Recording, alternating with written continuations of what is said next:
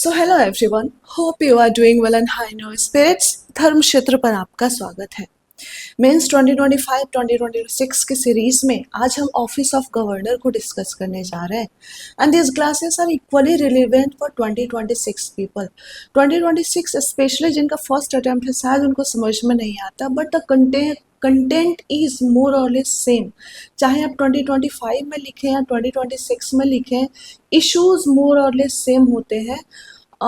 थोड़ा सा शायद कुछ डेवलपमेंट हो सकता है जो आपको आप ऐड कर सकते हैं लेटर ऑन कि कोई डेवलपमेंट हुआ, बट एक बेसिक कंटेंट जो होता है, एक बेसिक लाइन होती है, वो सेम होती है।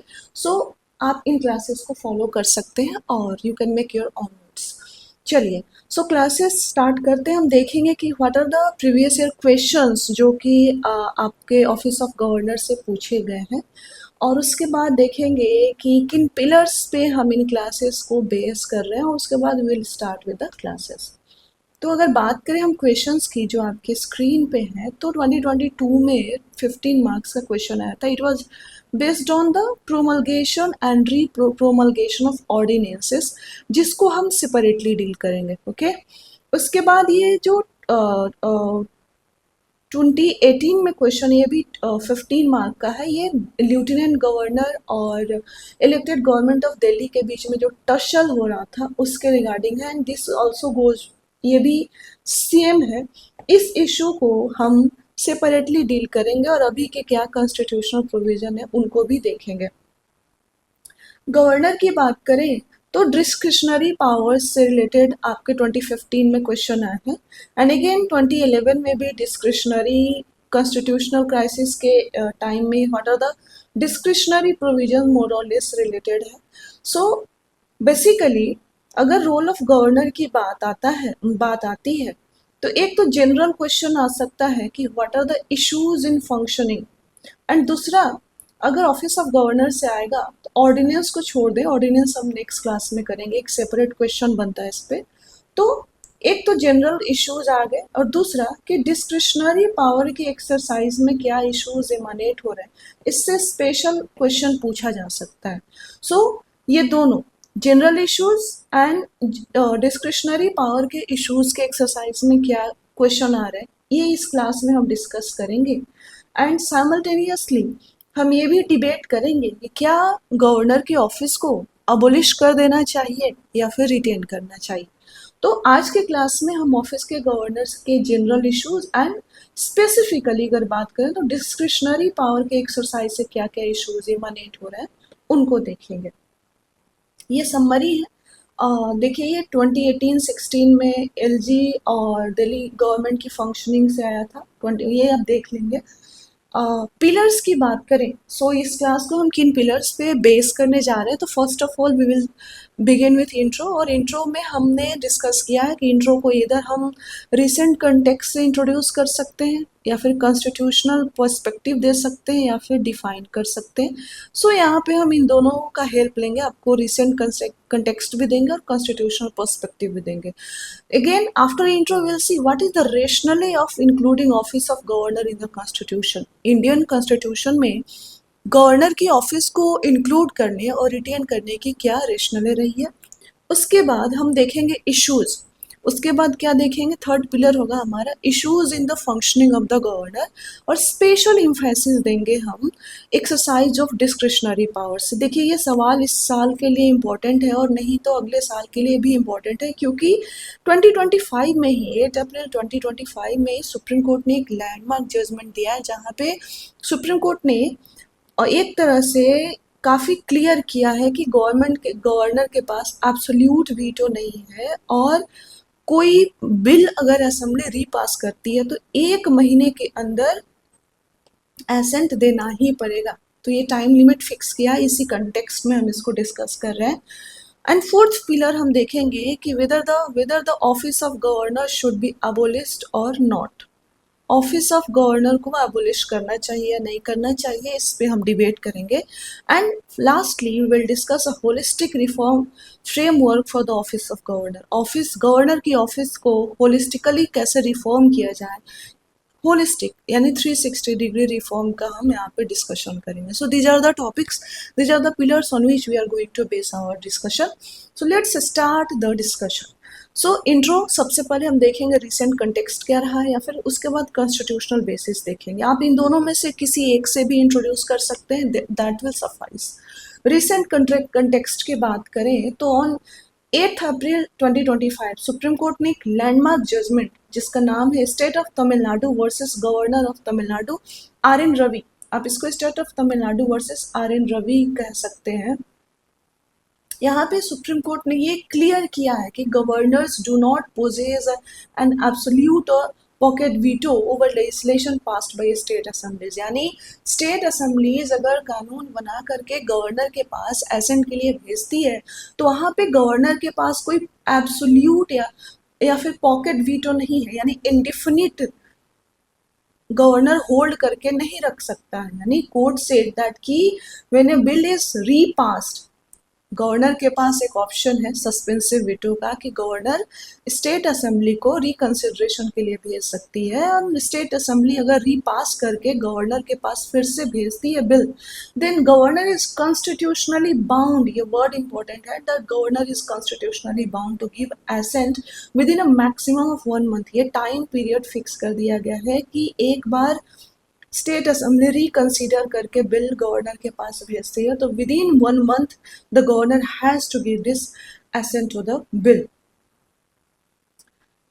सुप्रीम कोर्ट ने यह भी कहा है कि अनएक्सप्लेन्ड इनएक्शन, यानी आप लंबे समय तक पेंडिंग रखते हैं बिल को, एक्टिंग अगेंस्ट मिनिस्टेरियल एडवाइस, अगर जो भी मिनिस्ट्री काउंसिल ऑफ मिनिस्टर्स आपको एडवाइस करते हैं और उसके अगेंस्ट आप एक्ट करते हैं, या फिर arbitrarily reserving bills for presidential assent, यानी आपका एक्शन इन तीनों केसेस में आप प्रेसिडेंट्स के लिए बिल रिजर्व कर रहे हैं, या फिर मिनिस्टेरियल एडवाइस के अगेंस्ट एक्ट कर रहे हैं, या फिर लंबे समय तक इनएक्शन है बिल पे, you have to justify, otherwise these are impermissible and subject to judicial review. याद रखेंगे, यानी अगर प्रेसिडेंशियल एसेंट के लिए गवर्नर लंबे समय तक बिल को रिजर्व करके रखते हैं, then it can be challenged in the court if it is arbitrary, right? So this is the first way of introducing this issue. Secondly, हम constitutional basis पे आते हैं. यहाँ पे हम constitutional basis में देखेंगे कि what are the key provisions, key articles related to the office of governor, and what is the precise one reason, that is single most important reason that our founding fathers envisaged for the office of governor. So let's start. So office of governor इंस्ट्राइंड किस में है? Article 153 to 167 of the constitution में enshrined है, excuse me. और अगर हम बात करें कि फाउंडिंग फादर्स ने इसको कैसे एनविसेज किया था, सो ये वर्ड इंपॉर्टेंट है, प्लीज याद रखेंगे, that founding father envisages this office as a constitutional sentinel. ये वर्ड इंपॉर्टेंट है, please remember. Founding, just a minute. So founding fathers ने इस ऑफिस को एनविसेज किया था as a constitutional sentinel. What is constitutional sentinel? As a neutral and impartial link between union and the state. Constitutional sentinel मतलब कि एक neutral, एक ऐसा लिंक हो यूनियन और स्टेट्स के बीच में जो कि न्यूट्रल और इम्पार्शियल हो. एंड ये लिंक क्यों है? To safeguard the constitution and to ensure that the governance in states remains within constitutional bounds.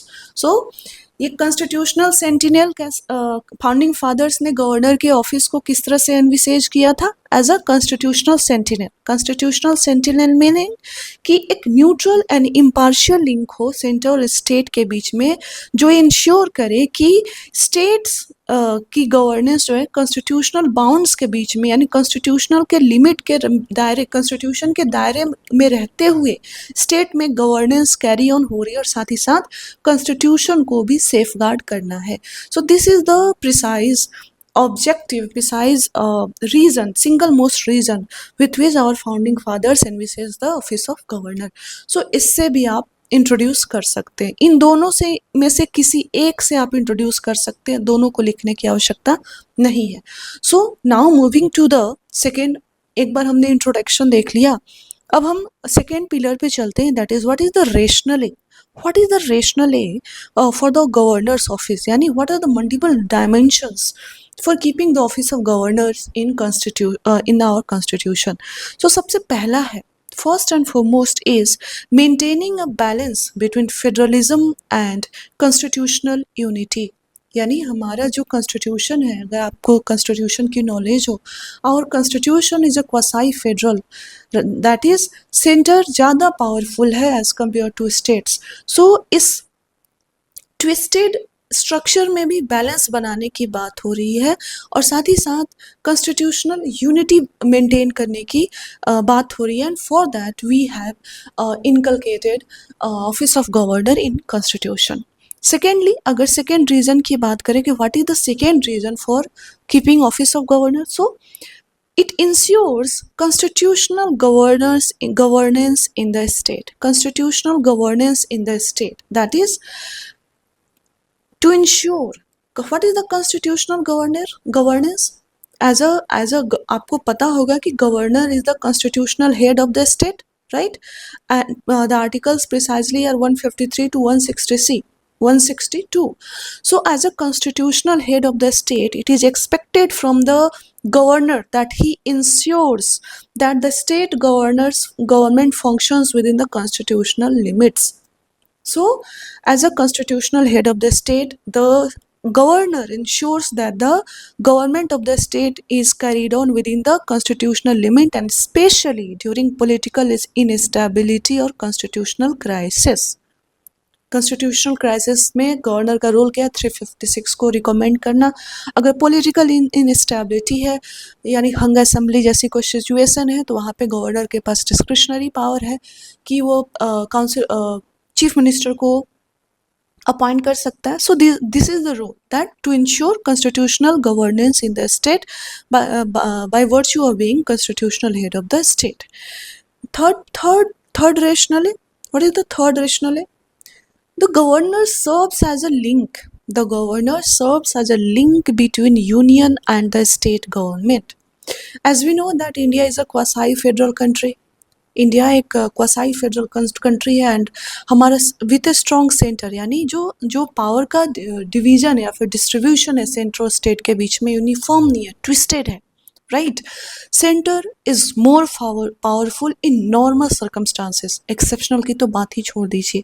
So governor president appoint करते हैं अंडर आर्टिकल 155।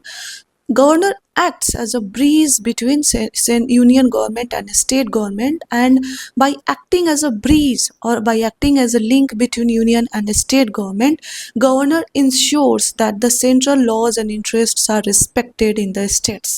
ये याद रखेंगे आप, okay?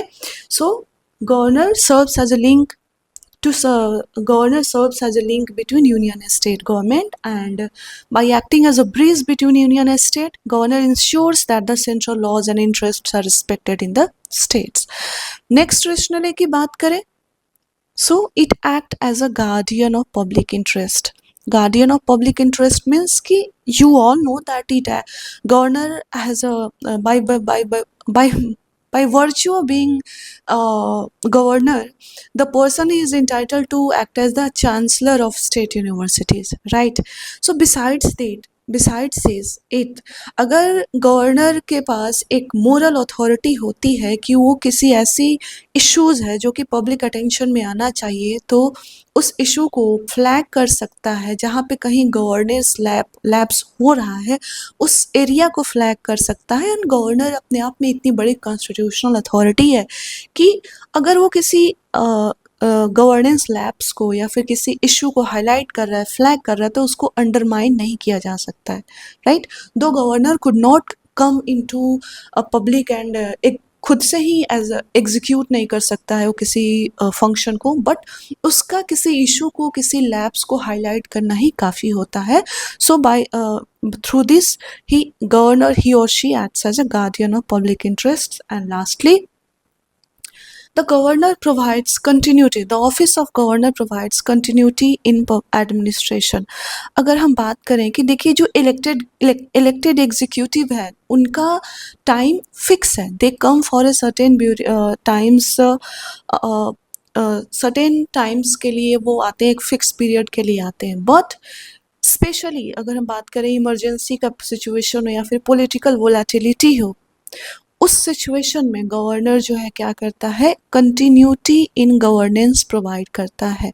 फॉर एग्जांपल अगर आर्टिकल 350 पॉलिटिकल वोलेटिलिटी हो या फिर कोई कॉन्स्टिट्यूशनल इमरजेंसी हो और आर्टिकल 356 इम्पोज्ड है, देन प्रेसिडेंट रूल कैसे एक्सरसाइज होता है? प्रेसिडेंट रूल एक्सरसाइज होता है through office of governor, right.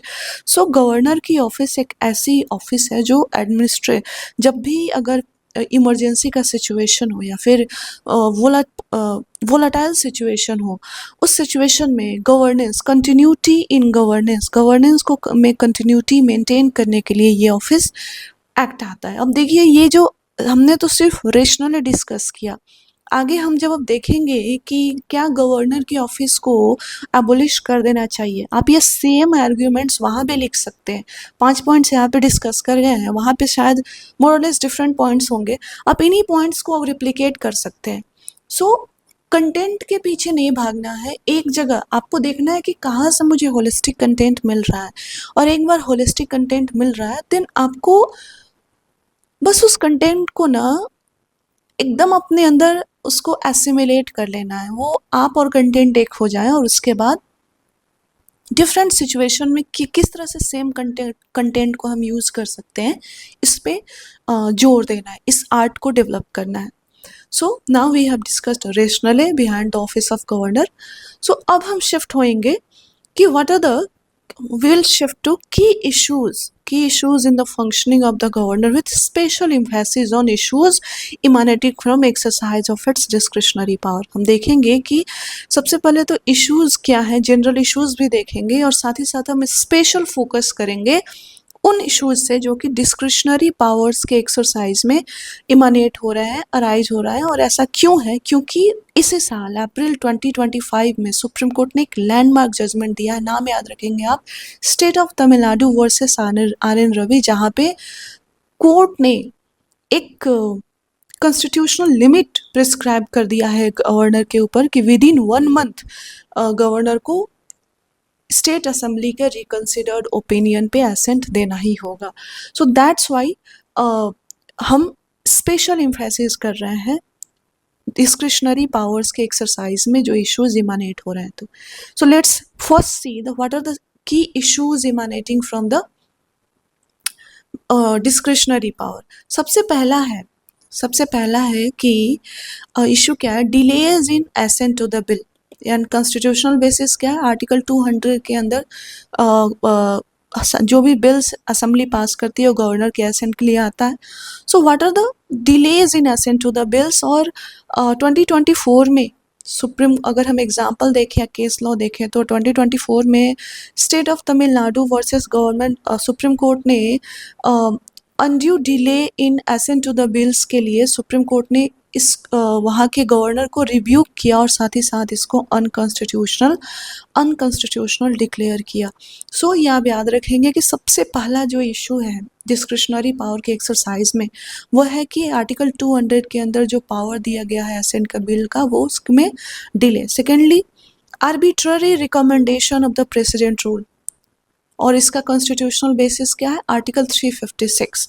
And examples आप कोट कर सकते हैं. और स्पेशली सुप्रीम कोर्ट ने एसआर बोमाई केस में सुप्रीम कोर्ट ने साफ साफ कहा था कि आज जो आर्टिकल 356 है इसका आर्बिट्ररी यूज जो है रिस्ट्रिक्टेड होना चाहिए, और अगर ये आर्बिट्ररीली यूज होता है then it is subject to judicial review. बहुत सारे ग्राउंड्स दिए थे जहाँ पे कि अगर ये ग्राउंड्स प्रूफ होते हैं तो ये 356 का यूज जो है वो आर्बिट्ररी माना जाएगा. सो याद रखेंगे आप. पहला इशू क्या है, delay in assent to the bill. Second issue क्या है, arbitrary recommendation to the president rule. S R Bommai case आप कोट कर देंगे एग्जाम्पल में. थर्ड इशू है discretion in appointment of the chief minister. अगर कॉन्स्टिट्यूशन में बात करें तो कोई एक्सप्लिसिट प्रोविजन नहीं है.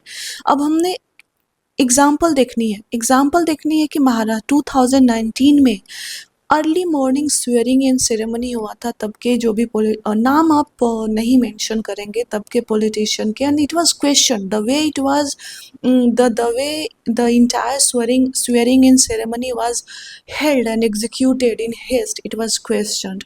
So ये जो डिस्क्रिशन है अपॉइंटमेंट चीफ मिनिस्टर के अपॉइंटमेंट में, स्पेशली जहाँ पे हंग असेंबली जैसी कोई सिचुएशन हो या फिर काउंसिल ऑफ मिनिस्टर्स के पास एक्सप्लिसिट मेजोरिटी ना हो, तो इट वाज क्वेश्चन, याद रखेंगे आप। सो फर्स्ट हमने देखा 200 के अंदर delay in the assent to the bill, and अब हम देखेंगे reserving bills for president without reason. Again ये डिस्क्रिशन का एक एक्सरसाइज है, एंड इसका सोर्स क्या है 200 के अंदर, reserving bills for president without reason. अगर हम देखें एग्जाम्पल, आपको एग्जाम्पल इसको ब्रीफली एलाबोरेट करना है और एग्जाम्पल देना है कि वेस्ट बंगाल का केस है जहाँ पे मल्टीपल बिल्स विदहेल्ड किए गए थे या फिर रिजर्व किए गए थे प्रेसिडेंट के एसेंट के लिए विदाउट वैलिड कॉन्स्टिट्यूशनल ग्राउंड। ये वेस्ट बंगाल का केस आप साइड करेंगे वहाँ पे कि मल्टीपल बिल्स को प्रेसिडेंशियल एसेंट के लिए रिजर्व किया गया था without any valid constitutional ground. And with lastly हम जो इश्यूज हैं डिस्क्रिशनरी पावर के मिसयूज का उसमें देखें तो withholding consent to state policies. State policies किसकी, एग्जीक्यूटिव फंक्शन के आता है, लेजिस्लेचर की बात नहीं हो रही है। स्टेट गवर्नमेंट की पॉलिसीज पे भी गवर्नर को देखा गया है कि multiple time governor politically biased reason की वजह से कंसेंट को विथहोल्ड कर रहे हैं। एग्जाम्पल देखेंगे, so Tamil Nadu NEET examination bill held back despite assembly passing it twice. Tamil Nadu की असेंबली ने नीट एग्जामिशन बिल को 2 बार पास किया है, बट स्टिल गवर्नर ने इसको कंसेंट नहीं दिया था। सो ये एग्जाम्पल्स आपको याद रखने हैं, और इस तरह से जब आप मान लीजिए स्पेसिफिकली डिस्क्रिशनरी पावर के लिए इशू आ रहा है, हमने लगभग जस्ट मिनट हमने लगभग 5 इश्यूज डिस्कस किए। अगर इस तरह से आप डिस्कस करते हैं एग्जाम्पल्स के साथ तो you will get a very good marks. So हम अब डिस्क्रिशनरी पावर्स को समराइज कर देते हैं। एसेंट बिल्स के एसेंट में डिले हो रहा है, प्रेसिडेंशियल रूट का आर्बिट्ररी रिकमेंडेशन हो रहा है, चीफ मिनिस्टर के अपॉइंटमेंट में डिस्क्रिशन है, प्रेसिडेंशियल एसेंट के लिए बिल्स रिजर्व किया जा रहा है without reason, and state policies को भी विथहोल्ड किया जा रहा है, कंसेंट को विथहोल्ड किया जा रहा है। अब आते हैं अदर जनरल इश्यूज की बात कर लेते हैं। So erosion of federal ethos. So governor is appointed by the centre, right. Governor centre के द्वारा, मतलब बेसिकली आप अपॉइंटमेंट इशू इन अपॉइंटमेंट कर सकते हैं इसको कि गवर्नर का अपॉइंटमेंट होता है सेंट्रल गवर्नमेंट के द्वारा, and government holds office during pleasure of the president. Governor president के प्लेजर पे अपॉइंट हो रहा है, ऑफिस भी प्रेसिडेंट के प्लेजर पे होल्ड कर रहा है, और हम एक्सपेक्ट करते हैं कि गवर्नर जो है न्यूट्रल और पॉलिटिकल मैनर में एक्ट करे, but it is not possible because the governor is appointed by the president and holds office till the pleasure of the president, and इसी रीजन की वजह से frequent allegations on the of acting on behalf of the ruling party at the center ये देखने को मिलता है, and this disrupts cooperative federalism. हम कोऑपरेटिव फेडरलिज्म की बात कर रहे हैं, बट अपॉइंटमेंट प्रोसेस में इंटायरली सेंट्रल गवर्नमेंट की डिस्क्रिशन है। जिस बंदे को आप ऑफिस में बिठा रहे हैं वो ऑफिस में कितनी दिन तक बैठेगा ये भी सेंट्रल गवर्नमेंट की डिस्क्रिशन है। तो वो definitely that person is definitely going to act on behalf of the ruling party. So examples देख लेते हैं। समनिंग सेशंस का काफ़ी स्टेट्स में देखा गया कि स्टेट जो सेशंस है असेंबली के उसके समनिंग में डिले होता है, स्टेट गवर्नमेंट के साथ कोई ज़्यादा कंसल्टेशन, एक डिफरेंस देखने को मिलता है, क्लियर डिफरेंस देखने को मिलता है। अगर हम बात करें next issue is in appointment process, हम इसको कह सकते हैं जिसके वजह से फेडरल इथोस का इरोजन हो रहा है। इसके अलावा हम बात करें कि कोई टाइम लिमिट नहीं है, कोई कॉन्स्टिट्यूशनल डेडलाइन नहीं है for giving assent to the bill और reserving them. This leads to pocket veto and this undermines the will of the people. Democratically elected legislature का विल तो अंडरमाइन करता ही है, साथ ही साथ ये विल ऑफ द पीपल भी अंडरमाइन करता है, because this democratically elected legislatures are representative of me and you and ours, right. So This lack of defined time limit undermines the will of democratically elected people, elected legislature. Like again, lack of accountability. So when you read the provisions of the constitution, the governor is not answerable to the state legislature, right? Governor की जवाबदेही state legislature को है ही नहीं. The governor comes in office at the pleasure of the president, stays in office till the pleasure of the president, and removal, and जिस समय presidential pleasure जो है वो अंडरमाइन हो जाता है, यानी प्रेसिडेंट जिस समय नाखुश हो जाते हैं गवर्नर से, गवर्नर को ऑफिस से रिमूव कर दिया जाता है. सो removal is solely at the pleasure of the president if you read article 156. So the when जहाँ पे स्टेट लेजिस्लेचर का कोई रोल ही नहीं है तो कोई आंसरेबिलिटी नहीं है, कोई आंसरेबिलिटी नहीं है तो कोई अकाउंटेबिलिटी नहीं है, राइट? सो ये सारे इश्यूज हैं.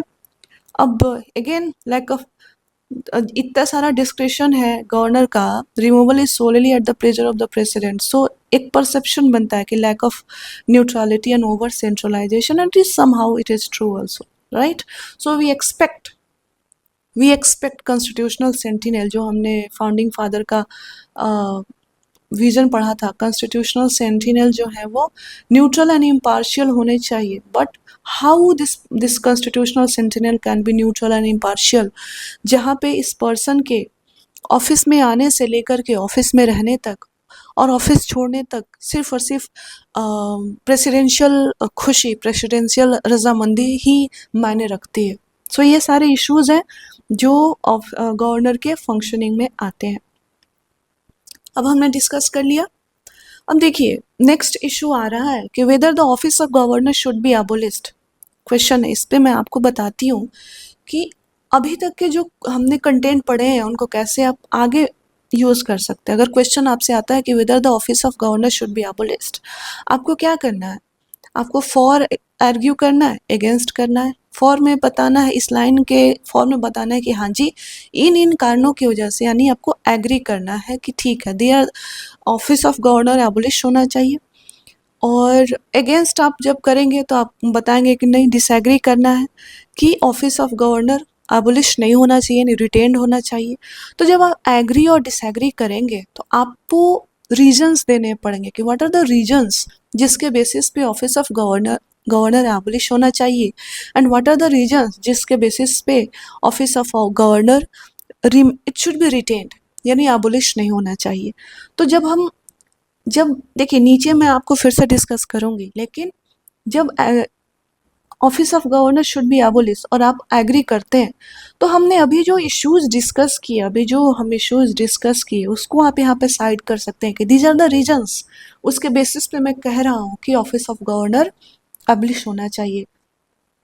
अब जब आप अगेंस्ट आर्ग्यू करेंगे, यानी कि आप कहेंगे कि नहीं office of governor abolish should not B abolish नहीं होना चाहिए, उस जहाँ हमने जो इश्यूज के पहले रेशनली डिस्कस किया था उसको आप लिख सकते हैं अपने रीजंस में, आर्ग्यूमेंट्स में कि these are the reasons based on which I am stating कि office of governor should not be abolished. So content को किस तरह से यूज करना है ये तभी आप समझेंगे कि जब होलिस्टिक एक डिस्कशन होगा आपके पास. तो चलिए हम फिर से देखते हैं कि और इसके बाद आप सीधा वे फॉरवर्ड पे आ जाएंगे. वे फॉरवर्ड में आप सॉल्यूशन देंगे कि ठीक है जो निगेटिव्स हैं उसको हम सॉर्ट आउट करने की कोशिश कर सकते हैं, उसका रिफॉर्म करने की कोशिश कर सकते हैं, rather than entirely abolishing the constitutional office. इस तरह से आपका आंसर बन जाएगा. ठीक है, तो चलिए हम वापस चलते हैं आर्ग्यूमेंट पे कि whether the office of governor should B एबोलिश्ड और not. So firstly we are going to discuss arguments for retaining the office of governor, यानी हम argue कर रहे हैं कि these are the reasons based on which कि गवर्नर की office retain होना चाहिए, यानी एबोलिश नहीं होना चाहिए. सो पहला तो ये है कि पहला रीज़न क्या है कि governor safeguards the constitution in states. First reason, governor safeguards the constitution in states. Now we are going to explain it. So we will say that the governor acts as a constitutional sentinel to ensure that the state governments works within the constitutional framework. Constitutional sentinel है governor, and ये ensure करता है कि जो constitutional limits provide किए गए हैं, framework provide किया गया, उसी के अंदर स्टेट गवर्नमेंट वर्क करे। और अगर ऐसा नहीं होता है, then governor can report to the president in case of constitutional crisis of breakdown as in article 356. So the first reason is for retaining the office of governor is that governor safeguards the constitution in states. Second reason for retaining the office of governor, that it acts as a federal link between center and state. It acts as a federal link between center and states. How? It facilitates smooth coordination between union and state government in a quasi-federal system, and it helps maintain central scheme and policy uniformly across the states. Second reason है कि sir government की governor की office retain होनी चाहिए, क्योंकि governor federal link की तरह काम करता है सेंट्रल और स्टेट के बीच में, और एक तरह से इंश्योर करता है कि सेंट्रल गवर्नमेंट की स्कीम एंड पॉलिसीज़ वो स्मूथली एंड यूनिफॉर्मली इम्प्लीमेंट हो across the state. Third argument जिसके बेसिस पे हम आर्ग्यू कहें कि गवर्नर की ऑफिस को रिटेन करना है यानी अबॉलिश नहीं करना है, दैट इसका crisis management role, right. So governor plays a critical role in hung assembly, political instability और breakdown of law and order. यानी कोई ऐसा सिचुएशन हो जैसे हंग असेंबली की सिचुएशन हो, पॉलिटिकल इनस्टेबिलिटी की सिचुएशन हो, या फिर स्टेट में लॉ एंड ऑर्डर का ब्रेकडाउन हो, उस समय में governor as a crisis manager की तरह काम करता है। एंड यहाँ पे गवर्नर के जो डिस्क्रिशनरी पावर है वो अलाउ करते हैं गवर्नर को कि वो इस तरह के अनसर्टेन सिचुएशन में क्विक डिसीजन ले सके। So as a crisis manager governor uses discretionary power and takes quick decision in uncertain situations like political instability, law and order का ब्रेकडाउन और hung assemblies. Next come to fourth reason जिसके वजह से governor की office को retain करना ही करना है, and what is the continuity in governance. Governor जो है कंटिन्यूटी इन गवर्नेंस प्रोवाइड करता है। जब भी इलेक्टेड गवर्नमेंट, देखिए जो इलेक्टेड सरकार गिर जाती है, अगर आर्बिट्ररी या फिर कॉन्स्पिरेसी के बेस में हो तो भी आप जुडिशरी के पास जाते हैं, टेक्स टाइम। तो वेदर इट इज कॉन्स्टिट्यूशनल और अनकॉन्स्टिट्यूशनल हम बाद में देखेंगे। जब भी इलेक्टेड यानी आपकी चुनी हुई सरकार गिर जाती है, उस वैकम को फिल करने के लिए यानी अब सरकार गिर गई है, अब सरकार चलेगी कैसे, governor comes into picture and governor takes over the executive role, and through the office of governor सारे एग्जीक्यूटिव एक्शंस लिए जाते हैं। सो जब ये इस तरह के सिचुएशन में गवर्नेंस में कंटिन्यूटी बनी रहे, कंटिन्यूटी गवर्नेंस हिंडर ना हो, स्टॉप ना हो, इसके लिए ये भी रोल प्रोवाइड करता है office of governor, and for this office of governor should be retained. Lastly, governor is expected to act as neutral arbiter, right? Governor is intended to be apolitical and above party politics, अगर हम इसको moral stand पे देखें, and it ensures impartial functioning of constitutional machinery, right? Governor apolitical होना चाहिए and party politics से above होना चाहिए, and so that it can ensure impartial functioning of constitutional machinery. So governor expected to act as a neutral arbiter, and so that we should retain the office of governor. अब हमने 5 regions देख लिए कि क्यों office of governor रहना चाहिए, retain करना चाहिए। अब हम देखेंगे कि व्हाट आर द रीजन्स कि ऑफिस ऑफ गवर्नर को एबोलिश करना चाहिए, यानी arguments against retaining the office of governor. सबसे पहला देखेंगे तो governor acts as a instrument of central interference. हमने इसको एक तो किया था कि ये ब्रिज की तरह काम करेगा, bridge between centre and state, but एक तरह अब गवर्नर किस तरह से काम कर रहा है, governor is acting as an instrument of central interference, and इसका यूज मोस्टली होता है कि जो आपकी चुनी हुई सरकार है, इलेक्टेड स्टेट गवर्नमेंट है, उसको अंडरमाइन करने के लिए यूज होता है, स्पेशली अगर सेंटर और स्टेट में अलग अलग पार्टीज की सरकार हो। It is used as an instrument to undermine state autonomy and violates the spirit of federalism. State elected state government को अंडरमाइन करने के लिए, स्टेट ऑटोनॉमी को अंडरमाइन करने के लिए इसका यूज होता है। एंड जो ऑफिस ऑफ गवर्नमेंट है ये फेडरलिज्म के स्पिरिट को वायलेट करता है। सो फर्स्ट रीजन क्यों ऑफिस ऑफ गवर्नर के ऑफिस को अबोलिश कर देना चाहिए। Second reason why the office of governor should be abolished, that because of misuse of discretionary power। हमने अभी ऊपर इतने एग्जांपल्स देखे, right. See if you read the constitution, जो कि हम आगे पढ़ेंगे, right, core provisions of the constitution, governor के पास वाइड डिस्क्रिशनरी पावर है, right, and this powers are wide and simultaneously they are vague. एक तो बहुत ज़्यादा है, ऊपर से डिफाइंड नहीं है, वेग है। So they are prone to subjective and partisan interpretation, right. अगर वेगनेस है तो उसका मिसयूज होगा एंड सब्जेक्टिव इंटरप्रिटेशंस होगा, नहीं, यानी जैसी जब सिचुएशन होगी, जाकी रही भावना जैसी प्रभु मुहूर्त देखहीं तिन तैसी, यानी कि जैसा जब सिचुएशन रहा उस समय सेम प्रोविजन को इंटरप्रेट करके यूज कर लिया अपने फायदे के लिए। सो डिस्क्रिशनरी पावर का मिसयूज होना, जैसे कि delays in bill assent, Tamil Nadu का केस देखा हमने, arbitrary dissolution of assembly, right, president rule का मिसयूज हमने देखा। So these are the examples जहाँ पे डिस्क्रिशनरी पावर्स का मिसयूज हो रहा है। Again lack of accountability is another issue, because the governor is not elected, it is not answerable to any legislature, and governor holds and office till the pleasure of the president। और जिस समय president जो है नाखुश हो जाते हैं वो गवर्नर को ऑफिस से रिमूव कर देते हैं under article 156। So there is lack of transparency. क्या मतलब व्हाट, आप खुद से पूछिए ना कि ऐसी क्या बात होगी, मतलब कुछ तो डिफाइंड होना चाहिए। प्रेसिडेंट की प्लेजर और डिसप्लेजर ये डिफाइन होना चाहिए, अदरवाइज यहाँ तो बहुत सब्जेक्टिव है ना। मैंने गवर्नर को फ़ोन किया, मैं प्रेसिडेंट हूँ, मैंने किसी स्टेट के गवर्नर को फ़ोन किया और सर वहाँ के गवर्नर ने फ़ोन नहीं उठाया, मैं नाखुश हो गई और रिमूव कर दिया। इस तरह की बहुत सारी चीज़ें हो सकती है। सो बहुत सब्जेक्टिविटी है when it comes to the term pleasure of the president, क्योंकि ये डिफाइंड नहीं है। और प्रेसिडेंशियल प्लेजर कुछ भी हो सकता है, एक एग्जांपल मैंने आपको दे दिया। So there is a lack of transparency and because of this there is unchecked authority, क्योंकि हमें पता ही नहीं है कि किस बेसिस पे गवर्नर को रिमूव किया जा रहा है, जस्ट कि गवर्नर ने प्रेसिडेंट को नाखुश कर दिया।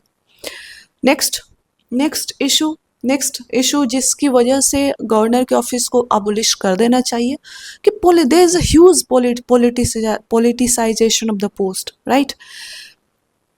इसको हम एलाबोरेट करेंगे कि अपॉइंटमेंट्स पॉलिटिकल लॉयल्टी के बेसिस पे होता है। जनरली आप देखेंगे फॉर्मर ब्यूरोक्रेट्स या फिर पॉलिटिशियंस जो कि रूलिंग पार्टी से अलाइन है, दे बिकम गवर्नर। एंड जो हमने इंट्रोडक्शन में पढ़ा था कि इम्पार्शियल एंड न्यूट्रल होना चाहिए जो पर्सन है, so it goes against the principle of neutrality.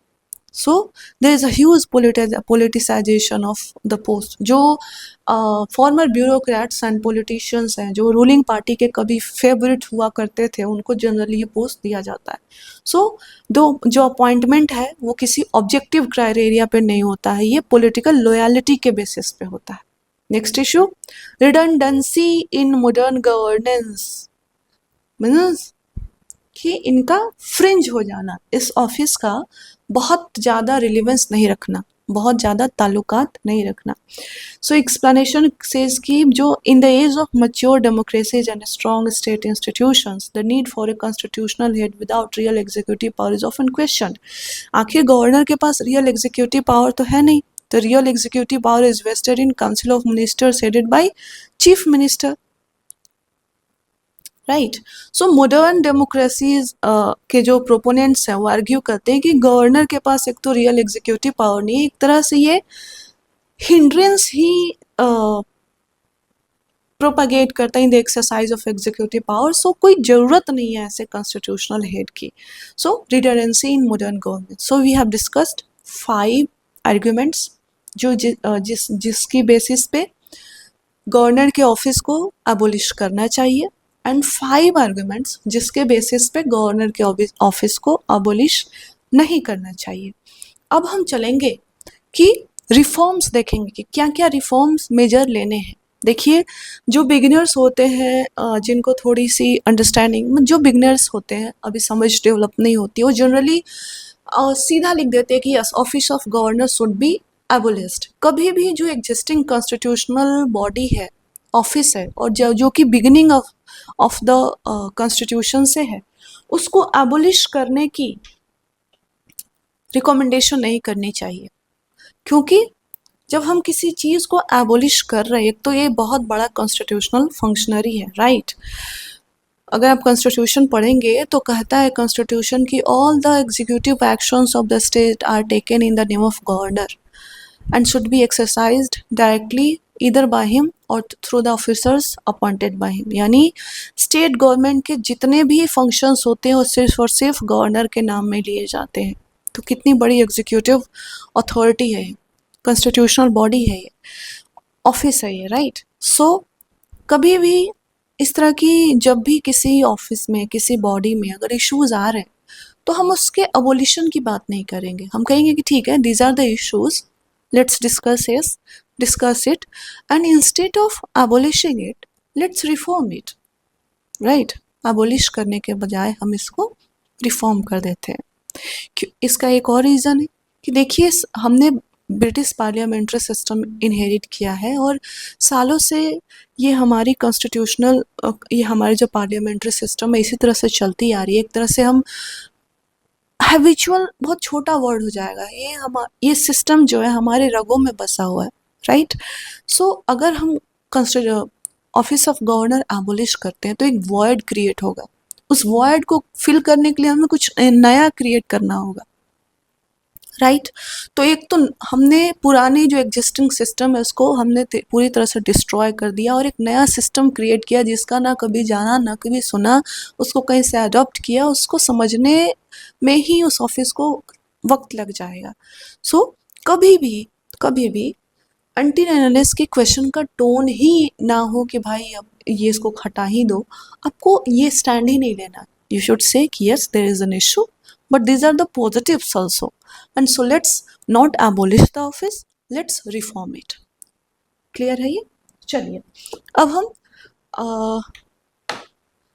Reform पे चलते हैं, और देखिए कोशिश करेंगे कि अलग अलग इशू जो हमने डिस्कस किए उसको हम अलग अलग वे में टैकल कर लें, और साथ ही साथ हम कोशिश करेंगे कि यहाँ पे तो आपको बहुत सारे कोर्ट के जजमेंट, सरकारिया और पूंजी कमीशन के सारे रिकमेंडेशन दिए गए। आप कोशिश करेंगे कि 2-3 भी रेफरेंसेस अगर आप दे दें सरकारिया और पूंजी कमीशन के तो अच्छा रहेगा। लेकिन बच्चे यहाँ पे गलती क्या करते हैं, अपने मन की लिखते हैं और लिखते हैं as suggested by Sarkaria commission और Punchhi commission. Don't fool the reviewer, sorry evaluator, okay. और आप जो आपकी कॉपी जो यूपीएससी में चेक होती है उनको तो फुल करने की कोशिश ना ही करिए। चलिए आते हैं, तो अगर अपॉइंटमेंट प्रोसेस में हमने जो देखा इश्यूज थे उसके रिफॉर्म की बात करें कि अपॉइंटमेंट में क्या क्या रिफॉर्म होना चाहिए, तो सरकारिया कमीशन ने क्या क्या रिकमेंडेशन किए हैं कि गवर्नर शुड बी गवर्नर कौन होना चाहिए, they should be eminent in public life, पहला क्वालिफिकेशन है। दूसरा कि नॉन पार्टीशन होना चाहिए, एंड थर्डली कि they should not B from ruling party से नहीं होना चाहिए। Also chief minister of the state should be must be consulted before the appointment. ये चार क्राइटेरिया सरकारिया कमीशन ने दी थी कि governor public life eminent public होना चाहिए, पब्लिक फ्यूअर होना चाहिए, नॉन पार्टीशन होना चाहिए, एंड रूलिंग पार्टी से नहीं होना चाहिए, and fourthly chief minister of the state must be consulted. देखिए, पूंजी कमीशन ने बहुत अच्छा रिकमेंडेशन दिया। मैं सीधा वहीं पे आऊँगी कि जो अपॉइंटमेंट प्रोसीजर है इसको कोडिफाई करिए। कोडिफाई मतलब डिफाइन करिए कि who can be, what, how. जब ये, और इससे कोडिफिकेशन जब कोडिफाई हो जाएगा यानी एक क्लियर कट लेजिस्लेचर बन जाएगा कि दिस इज द प्रोसेस को आप डिफाइन कर देंगे तो अपॉइंटमेंट प्रोसेस अपने आप ट्रांसपेरेंट हो जाएगा।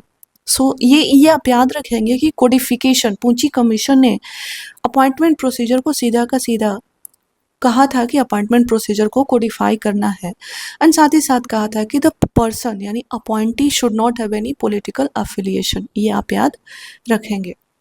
अपॉइंटमेंट से रिलेटेड हो गया। अब आते हैं डिस्क्रिशनरी पावर्स को रिफॉर्म करने के लिए क्या क्या यूज करना है। तो अगर डिस्क्रिशनरी पावर को डिफाइन करना है तो पूची कमीशन ने कहा था कि जो डिस्क्रिशनरी पावर है उनको डिफाइन करिए एंड लिमिट करिए डिस्क्रिशनरी पावर को टू ए स्पेसिफिक लिस्ट, यानी डिफाइन करो डिस्क्रिशनरी पावर को और इसको लिमिट करो कि दीज आर द लिस्ट जिसपे कि गवर्नर के डिस्क्रिशनरी पावर एप्लीकेबल होंगे और बाकी सारे पे जो गवर्नर का जो एक्शन है वो किसके बेसिस पे होना चाहिए, काउंसिल ऑफ मिनिस्टर्स के एडवाइस पे होना चाहिए। तो याद रख, ये लिखेंगे आपकी पूंजी कमीशन ने रिकमेंड किया है कि डिस्क्रिशनरी पावर को लिमिट करना है और डिफाइन करना है स्पेसिफिक लिस्ट पे। देखिए पूंजी कमीशन ने 2010 में डिसाइड कर दिया था कि टाइम बाउंड डिसीजन होना चाहिए ग्रांटिंग एसेंट, जो अभी सुप्रीम कोर्ट ने 1 मंथ किया है। Reserving bills, sending reports under article 356, सब कुछ टाइम बाउंड कीजिए, राइट। बिल्स रिजर्व कर रहे हैं प्रेसिडेंट के लिए, ये भी टाइम बाउंड होना चाहिए। 356 के लिए अगर आपने रिपोर्ट सेंड करना है, ये भी टाइम बाउंड होना चाहिए, राइट। सुप्रीम कोर्ट जजमेंट क्या कहती है डिस्क्रिशनरी पावर्स के एक्सरसाइज को लेकर के। सुप्रीम कोर्ट ने एसआर बोमाई केस में कहा था कि आर्टिकल 356 का यूज जो है it should be used only as a last resort and it is subject to judicial review. One of the discretionary powers के लिए है ये, ओके। और नबम रेबिया केस में सुप्रीम कोर्ट ने कहा था कि governor can not interfere with legislative functioning, legislative functioning में गवर्नर इंटरफेयर नहीं कर सकता है। तो याद रखेंगे आप। ये हमने अपॉइंटमेंट देख लिया, उसके बाद डिस्क्रिशनरी पावर के एक्सरसाइज में देख लिया। आप पूंजी कमीशन का रिकमेंडेशन तो लिखेंगे ही कि लिमिट करना है और स्पेसिफिक लिस्ट तक। अब 10 ईयर तक देख लेते हैं। सरकारी 10 year, security of 10 year removal process, हमने ये देखा कि सब कुछ प्रेसिडेंट के प्लेजर पे है, यानी प्रेसिडेंट की रजामंदी पे है। तो सरकारिया कमीशन ने क्या कहा कि सरकारिया कमीशन ने कहा कि फिक्स्ड 5 ईयर का टर्म होना चाहिए एंड आर्बिट्ररी रिमूवल नहीं होना चाहिए and there should be valid reasons for removal and there should be proper inquiry. ठीक है। जो आर्बिट्ररीनेस है हटाना है, फिक्स टर्म दीजिए, और अगर आप रिमूव कर रहे हैं then you have to give a valid reason and there should have a proper inquiry. तो ये आप याद रखेंगे। पूंजी कमीशन ने क्या कहा सिक्योरिटी, टेनर और रिमूवल प्रोसेस के लिए। पूंजी कमीशन एक स्टेप और आगे जाता है और कहता है कि एक रिमूवल मैकेनिज्म सेट करिए। आप रिमूवल मैकेनिज्म सेट करिए, जैसे फॉर एग्जांपल कि इंटर स्टेट काउंसिल से इसका अप्रूवल हो या फिर राज्यसभा अप्रूव करे गवर्नर के रिमूवल का, राइट। ये आप लिख सकते हैं। देखिए जब भी पूंजी कमीशन की बात आती है ना, पूंजी कमीशन के रिकमेंडेशन सरकारिया से थोड़े से बोल्ड होते हैं, मीन्स कॉन्क्रीट सॉल्यूशन चाहिए तो पूंजी कमीशन देगा and kind of philosophical terms पे सरकारिया कमीशन ज़्यादा काम करता है। टाइम बाउंड फंक्शंस पे भी बात की गई है कि कॉन्स्टिट्यूशनल डेडलाइन सेट कीजिए एसेंट देने के लिए, असेंबली को समन एंड डिसॉल्व करना है, सब कुछ टाइम बाउंड हो। और साथ ही साथ पॉकेट वीटोज का भी यूज जो है, इस अगर ये टाइम बाउंड हम गवर्निंग फंक्शनिंग कर देते हैं तो जो डिस्क्रिशनरी डिलेज होते हैं पॉकेट वीटो से, ये सारे क्या हो जाएंगे, रिमूव हो जाएंगे, राइट। और साथ ही साथ जो चांसलर का रोल है इसको डीपोलिटिसाइज कीजिए। साथ ही साथ इंस्टीट्यूशनल मैकेनिज्म को स्ट्रेंथन कीजिए। For example inter state council या फिर राज्यसभा ओवरसाइट होना चाहिए गवर्नर के अपॉइंटमेंट और गवर्नर के कंडक्ट के ऊपर, राइट। साथ national commission for review of working of the constitution, NCRWC, ये 2002 का है, आपको पूरा फुल याद नहीं रखना है, NCRWC याद रखना है। साथ ही साथ NCRWC ने रिकमेंड किया कि गवर्नर्स के लिए कोड ऑफ कंडक्ट होना चाहिए। क्लियर है। तो ये आप लिख देंगे। पूंजी कमीशन ने क्या कोडिफिकेशन के लिए क्या था, अपॉइंटमेंट प्रोसेस का, ये लिख देंगे। सरकारिया कमीशन ने 5 ईयर फिक्स 10 ईयर कहा है और वैलिड रीजन प्रॉपर इंक्वायरी होना चाहिए बिफोर रिमूवल, ये लिख देंगे। इंस्टीट्यूशनल ओवरसाइट पूची कमीशन ने कहा है कि इंटर स्टेट काउंसिल या फिर राज्यसभा का ओवरसाइट हो, रिमूवल मैकेनिज्म पे ये लिख देंगे आप। तो ये सारी चीज़ें आप लिखेंगे तो you will get a good marks. और अगर इस कंटेंट को आप अपने नोट्स में इंक्लूड कर लेते हैं, don't run after multiple sources, यही कंटेंट है, इसी को आपको इन नंबर तरीके से इसको फिट करने आना है, यही आर्ट आपको डेवलप करना है। So on this note I will take your leave. Thank you very much.